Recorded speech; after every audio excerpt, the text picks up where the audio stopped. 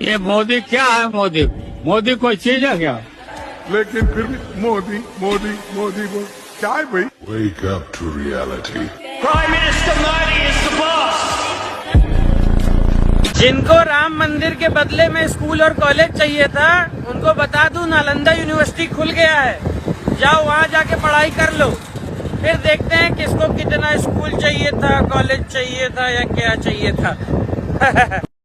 बहुत बहुत बहुत बहुत स्वागत है आप सबका एक बार फिर से हमारे चैनल पर। तो आज के इस वीडियो में भी बहुत सारी फनी नेशनलिस्ट मीम्स हैं जिसे देखकर आप एक मिनट भी बोर नहीं होंगे, इसलिए अंत तक चिपके रहिए इस वीडियो से, क्योंकि यहाँ से कुछ नया और मज़ेदार ही कुछ देख कर जाएंगे, जिसे देखकर आप भी अपना माथा पीटेंगे चमचों की बातों को सुनकर। इसलिए वीडियो में चिपके रहिए। तो चलिए सीधे शुरू करते हैं अपनी पहली क्लिप से। देखिए तो यार चांद पे तिरंगा नहीं लहर रहा। किन्ने तुमने देखा तिरंगा? भाई चांद पे तिरंगा नहीं लहर रहा। तुम गए थे साथ में तिरंगा पूरी देखने? दुनिया ने देखा भाई। अरे यार हमने तो नहीं देखा। पूरी दुनिया ने हमने देखा। भाई नहीं देखा यार। आपको ना आपने हमें ले चलो साथ में, हम देख लेंगे। चांद पे जाएंगे आप? हाँ क्यों नहीं चलेंगे यार? अबे यार चांद पे सिर्फ आज आदमी पहुंचता है, जीते जी कोई चांद पे पहुंच रहा है। बेवकूफी वाली बातें दुनिया में करते फिर रहे हो यार।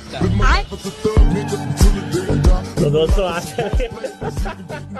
देश का प्रधानमंत्री कौन है जान? मोदी जी। किसने बताया? आपने देखा सुना टीवी में या किसी मम्मी पापा ने? और राहुल गांधी को जानते हैं? कौन है वो? गधा। बेरोजगारी तो साली 10 साल से हो गई, वरना पिछले 70 सालों से सब लोग कलेक्टर ही थे। भाई मैं खुद रतन टाटा की टक्कर का आदमी था, क्या तुम भी मुकेश अंबानी की टक्कर के आदमी थे? अगर थे तो कमेंट में जरूर बताएं। देखिए बीजेपी को अगर आप हल्के में ले रहे हैं तो मेरे ख्याल से हमारी राजनीतिक पढ़ाई बहुत कम है। किसी को भी पटा लेते हैं, किसी को जिसको चाह देते हैं उसको पटाइए छोड़ते हैं। वाह वाह। वो ज्यादा दिन नहीं, हाँ 10 दिन के भीतर में, हाँ 2-3 दिन में, 10 दिन के भेंट में किसी को पटा लीजिए। हाँ राहुल गांधी पहली बात बताइए, हिंदू है या मुस्लिम है ये बताइए। राहुल गांधी हिंदू है यार। अब इधर लाइए। रामचंद्र कह गए सिया से ऐसा कलयुग आएगा, माँ बाप करेंगे चर्च में शादी और बेटा ब्राह्मण कहलाएगा। यही नहीं, अभी और सुनिए। एक डाल पर उल्लू बैठा, एक डाल पर तोता, ब्राह्मण बन के घूम रहा है फिरोज खान का पोता। अब नौकरी दिलवाएंगे? आपके पास में नौकरी है? क्वालिफिकेशन आप बताइए अपना नाम। नौकरी दिलवाएंगे तो लाइसेंस।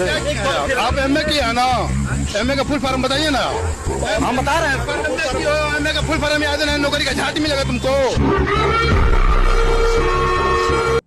सर रामायण में गोस्वामी तुलसीदास जी ने एक चौपाई लिखी थी, जाके प्रिय न राम भई देहि तजौ ताहि कोटि बहरी सम जद्दप परम से नहीं। जिसको राम से प्यार नहीं उसको इस तरीके से परित्याग कर दो जैसे प्रहलाद ने अपने पिता का परित्याग कर दिया था, जैसे आपने देखा कि भरत ने अपनी माता का परित्याग कर दिया था, विभीषण ने अपने भाई का परित्याग कर दिया था। तो आज देश की जनता अगर इंडिया अलायंस का परित्याग कर रही है तो इन लोगों को मिर्ची क्यों लग रही है? और सर दूसरी बात मैं एक चीज कहना चाहता हूँ, जो लोग राम के अस्तित्व पर सवाल उठा रहे हैं, एक कागज को टुकड़े को छोड़ दिया जाए तो तुम्हारे पास क्या सबूत है? तुम कहां पैदा हुए, कैसे साबित करोगे? आइटम नंबर 24 श्री राहुल गांधी जी।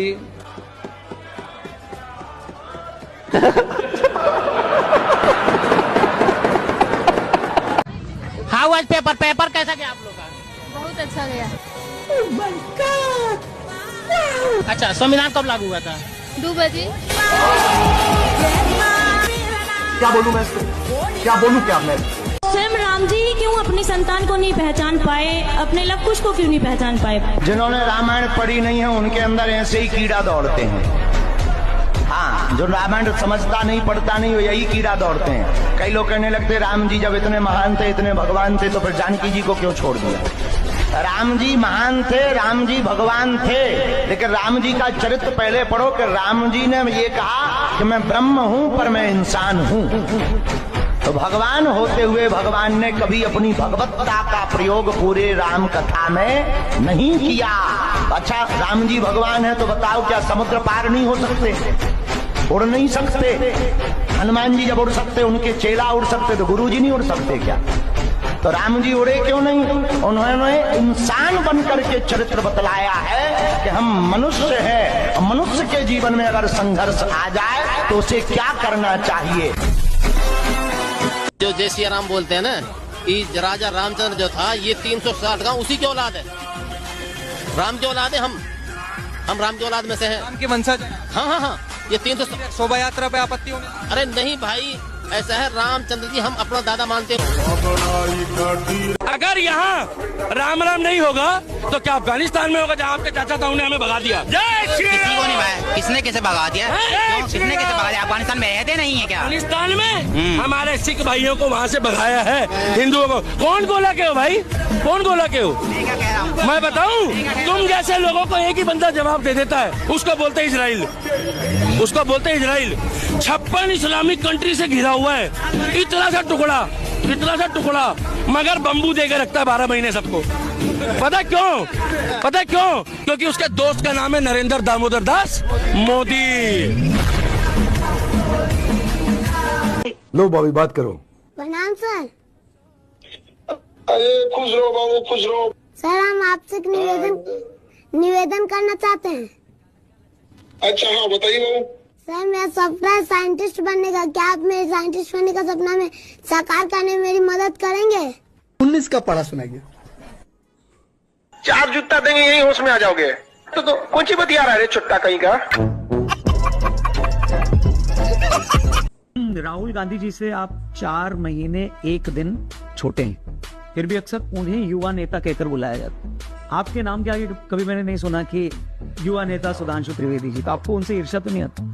कांग्रेस पार्टी में क्या है कि वो थोड़ा टाइम लैग में पीछे चलते रहते हैं। वहाँ 60 साल से ऊपर की भी बेटी कहलाती हैं, 50 साल से ऊपर वाले युवा कहलाते हैं और 35 से ऊपर वाले छात्र कहलाते हैं। बुरा मत मानिएगा लड़की लोग, आप नौकरी लीजिए, पढ़ी लिखी बनिए। एक बेरोजगार लड़का को कहिए शादी कीजिए, उसका विदाई करके अपने घर लाइए, उसको रखिए। रख सकती हैं? नहीं तो फिर लड़के यही करते हैं, पढ़ते हैं, लिखते हैं, चाहे कितना भी यदि बड़े बड़े डीएम एसपी को देखिएगा, नॉर्मल लड़की से शादी कर लेते हैं और अपने यहाँ रखते हैं। लेकिन दिक्कत क्या होगा, जिस दिन नौकरी होगी ना, आप अपने से ऊपर खोजने लगेंगे। ये रियलिटी है। आप कितना भी झूठ ला दीजिए, बट देखिएगा जॉब होने के बाद एक लड़की से कहिए बेरोजगार लड़का से शादी करने का, उसको लगेगा कि हाँ, यही दिन के लिए हम पढ़े थे। होता है ये चीजें, करके तो देखिए फिर समझ में आएगा। वहां से सुनक की विदाई तो हो गई, यहाँ से सनक की विदाई न जाने कब होगी। इसलिए दोस्तों मैं चमचों से कहता हूँ पढ़ा लिखा करो और सही जगह से पढ़ा लिखा करो। यूके से सुनक की विदाई तो हो गई, लेकिन यूके में जो नए प्राइम मिनिस्टर आए हैं वो आपको सुनक से भी ज्यादा गहरे घाव देगा और आपके घाव को खरोच कर उसमें मिर्ची छिड़केगा। क्योंकि यूके के जो नए प्राइम मिनिस्टर है कीर स्टारमर, वो ओपनली इजराइल को सपोर्ट करते हैं। तो जब जब इजराइल फिलिस्तीन और हमास को ठोकेगा तब तब ये यूके का नया प्राइम मिनिस्टर ताली बजाएगा। ये तो वही बात हो गई आसमान से गिरे खजूर में अटके। हाँ, एक और चीज, मोदी तो अभी झांकी है, योगी आदित्यनाथ अभी बाकी है। अरे तुम लोग 10 साल मोदी को नहीं झेल पाए तो योगी आदित्यनाथ को कैसे झेलोगे? तुम कभी माथे में सिंदूर लगाया हुआ है? इसका बस तुम्हें पता है कि ये इसलिए लगता है। इसके साइंटिफिक रीजन जानने की कोशिश करो। अब इसके पीछे लॉजिक है ना, तुम्हारे धर्म में जितनी भी चीजें, सबके पीछे साइंटिफिक रीजन है। धर्म तुम्हारा बड़ा पावरफुल है, हर चीज के पीछे साइंटिफिक रीजन है। लेकिन तुम्हें जहां से धर्म सिखाने वाले मिल रहे हैं वो धर्म की क्या धार्मिक व्याख्या तो कर देते हैं, उसके वैज्ञानिक व्याख्या तुम तक नहीं पहुंच पाती, इसलिए हम अंधविश्वासी हो जाते हैं। समझे? अब ये अंतर है भारतीय दर्शन और पाश्चात्य धर्म में। अगर तुम्हारे साथ धार्मिक के साथ साथ क्या करें, साइंटिफिक रीजन से भी बताए जाएं तो चीजें क्या हो जाएं, कोई दिक्कत ही नहीं है। जितने भी तुम्हारे हिंदू धर्म में 16 संस्कार हैं, सबके पीछे साइंटिफिक रीजन है। हर चीज के तुम तिलक लगाते हो, साइंटिफिक रीजन है। मेहंदी लगाते हो, साइंटिफिक रीजन है। तुम कुछ भी करो, संस्कारों से जुड़े हुए, धर्म से जुड़े हुए, सबके पीछे साइंस है। लेकिन जब हम तक साइंस नहीं पहुंचेगा तो हम धर्म को तो आडंबर ही मानेंगे ना। स्टैच्यू ऑफ यूनिटी इतना सुंदर नहीं है, कोई भी खास बात अनफॉर्चुनेटली मुझे स्टैच्यू ऑफ यूनिटी में नहीं दिखती है। इनको शायद मियां खलीफा का स्टैच्यू चाहिए था। अपने पहले वीडियो में ये बोलता है स्टैच्यू ऑफ यूनिटी कोई ताजमहल तो है नहीं। 1 मिलियन विजिटर्स हर साल स्टैच्यू ऑफ यूनिटी में भी आ गए तो मुझे बड़ा आश्चर्य हुआ यहाँ पर देखकर। स्टैच्यू ऑफ यूनिटी ताजमहल जितना भी पॉपुलर हो जाता है तो सिर्फ और सिर्फ 25 करोड़ रुपए पर ईयर कमा पाएगा, यानी कि 120 ईयर्स इसे लग जाएंगे 3000 करोड़ रुपए की कॉस्ट को ब्रेक इवन करने में यहाँ पर। और फिर 1 साल बाद एक और वीडियो बनाता है, फिर ये बोलता है स्टैच्यू ऑफ यूनिटी की तरफ से 11 नवंबर को निकली थी, उसमें डेटा दिया गया है कितनी एग्जैक्टली 1 साल के बीच में इसे देखने 27 लाख टूरिस्ट आए। 2.7 मिलियन टूरिस्ट इसे पहले साल में देखने आए। इनसे जो रेवेन्यू जनरेशन हुआ, जो पैसे की कमाई हुई इन टूरिस्ट की वजह से, वो 1 साल में थी 80.65 करोड़ रुपीस। तो आज के लिए बस इतना ही। वीडियो अगर आपको थोड़ा सा भी अच्छा लगा तो लाइक कर दीजिए और हमारे चैनल को सब्सक्राइब कर ही लीजिएगा। और अगर आप हमें कोई क्लिप भेजना चाहते हैं जिसे हम वीडियो में यूज कर सकें तो इंस्टाग्राम पर भेज सकते हैं, लिंक डिस्क्रिप्शन में है। और वीडियो का कौन सा पार्ट आपको सबसे ज़्यादा अच्छा लगा हमें बताइएगा जरूर। और हमारे चैनल को सब्सक्राइब कर ही लीजिए ताकि आगे आने वाले वीडियोस आप तक सबसे पहले पहुंचे। इसलिए सब्सक्राइब अभी ठोक दीजिए। हम मिलते हैं जल्दी ही किसी और वीडियो में।